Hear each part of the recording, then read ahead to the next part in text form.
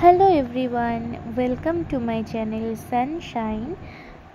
অনেক দিন পর তোমাদের সামনে আবার একটা লং ভিডিও নিয়ে হাজির হলাম। রান্না বান্না হচ্ছে, দেখতেই পাচ্ছ। তোমাদেরকে দেখিয়ে দিলাম যে কি রান্না বান্না হচ্ছে। তো এখন হয়ে গেছে বিকেল, আর ঘড়িতে বাজছে 5টা। রেডি হয়ে গেছি, এখন একটু যাচ্ছি বাজারে, কিছু কেনাকাটার রয়েছে। তোমাদেরকে বলেছিলাম যে বেড়াতে যাব, তোমাদের সেটা কালকেই যাওয়া হচ্ছে। তো কোথায় যাচ্ছি না যাচ্ছি আস্তে আস্তে তোমরা দেখতে পাবে। আর চলো এখন বেশি কথা না বলে যাওয়া যাক, কারণ অনেকগুলো কাজ পেন্ডিং রয়েছে, সেগুলোকে সারতে হবে। যেহেতু বেড়াতে যাব তাই চলে গিয়েছিলাম পার্লারে। আমি এখন বাড়িতে চলে এসেছি, আর এখন ঘড়িতে বাজে 9:45। লাস্ট টাইম যাওয়ার আগে প্রস্তুতি পর্ব শেষ। এবার ব্যাগও গোছানো হয়ে গেছে, জাস্ট টুকিটাকি কিছু রয়েছে, তো সেগুলো প্যাক করে নিলেই আমাদের মোটামুটি প্যাকিং ডান। তো এবার বলি আমরা কোথায় যাচ্ছি। আমরা যাচ্ছি মহাকুম্ভে। কাল 24 তারিখ, তো কালকে আমরা বেরোচ্ছি। 26 তারিখ রয়েছে শিবরাত্রি, তো ওই দিনকে একটা স্নানের যোগ রয়েছে, তো ওই দিনকেই স্নান করব, এরকমটাই ঠিক রয়েছে। তারপর দেখা যাক কি হয়। প্রচুর শুনছি রাস্তায় জ্যাম হচ্ছে, অনেকক্ষণ মানে অনেকটা সময় রাস্তায় জ্যামে আটকে পড়ছে লোকজন, প্রচুর শুনছি। তো দেখা যাক আমাদের সাথে কি হয়, আমরা কি করতে পারি না পারি, কি হয় আগে সবটাই তোমাদের সাথে শেয়ার করব, সবটাই তোমরা দেখতে পাবে। তো এখন ফ্রেশ হব, ফ্রেশ হয়ে বাকি যেটুকু রয়েছে গোছগাছ করার, তো সেগুলো করে নেব। তো এই ব্যাগগুলো হয়েছে, এই হচ্ছে আমাদের লাগেজ। 24 তারিখ দুপুর 2টো নাগাদ আমরা বেরিয়ে পড়লাম মহাকুম্ভের উদ্দেশ্যে। এখন যদিও সন্ধে হয়ে গেছে, আর সন্ধে হতেই গাড়িতে সবাই মিলে একটু গান চালিয়ে, মহাকুম্ভের গান চালিয়ে নিজেদের মতন করে একটু আনন্দ করে নেওয়া। এভাবেই আনন্দ করতে করতে কিছুটা পথ আমরা পার করলাম। যেহেতু সন্ধে হয়ে গেছে, সবারই একটু চা কফি এসব খেতে ইচ্ছে করছিল, তাই কিছুটা যাওয়ার পর গাড়ি থামানো হলো একটু ফ্রেশ হয়ে নেওয়ার জন্য, আর সন্ধেবেলা চা খেয়ে একটু এনার্জি বাড়িয়ে নেওয়ার জন্য।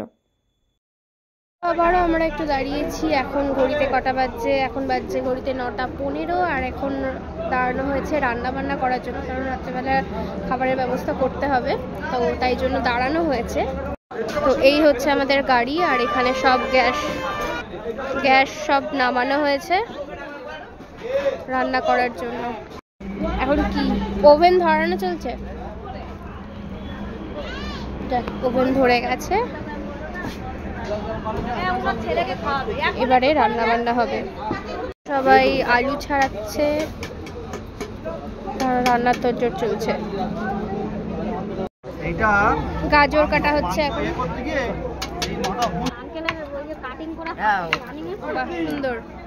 এখন বাজে ভোর 4:30, আর আমরা রাত 2টো থেকে জ্যামে আটকে পড়ে আছি, প্রচুর জ্যাম। আর এখানে আমরা এখন গাড়ি থেকে নেমে হাঁটা চলা করছি। সব এক একজন চাদর মুড়ি দিয়ে, সোয়েটার গায়ে দিয়ে সব দাঁড়িয়ে আছে।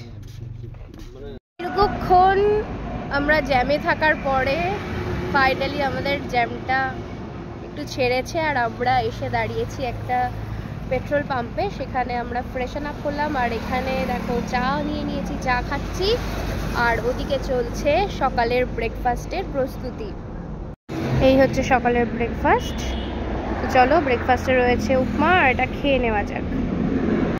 সকালের ব্রেকফাস্ট সেরে আমরা আবারও রওনা দিলাম কুম্ভের পথে। ঘড়িতে তখন দুপুর 3টে।